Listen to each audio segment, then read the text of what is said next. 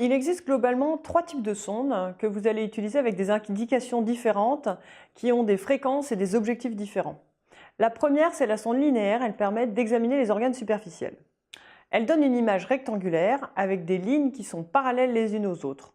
Des fréquences relativement élevées, 10 à 15 MHz, qui permettent vraiment d'examiner avec une haute résolution les organes superficiels. L'inconvénient, c'est le manque de pénétration en profondeur.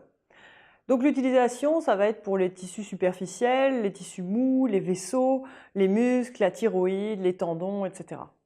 La deuxième sonde, c'est la sonde convexe pour explorer l'abdomen. Elle donne une image en forme de cône. Elle est dotée d'une membrane incurvée. Celle-ci, elle peut envoyer des ultrasons divergents avec des angles pouvant aller de 50 à 70 degrés qui confèrent un grand champ de vision en profondeur avec des basses fréquences de 3 à 8 MHz. L'utilisation, c'est spécifique de l'abdomen, du pelvis, éventuellement des lésions endocavitaires.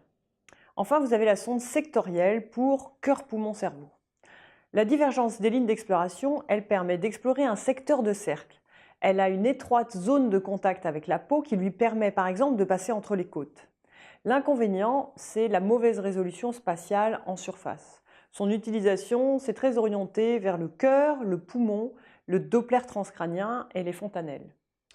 Juste un petit mot sur les sondes 2D, 3D, 4D. En fait, elles sont utilisées surtout en cardiologie et en obstétrique. Elles permettent de voir le fœtus en 3 dimensions.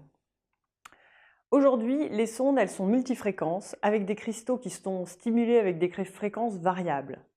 Globalement, retenez que plus la bande de fréquence est large et meilleure est la sonde en termes de qualité.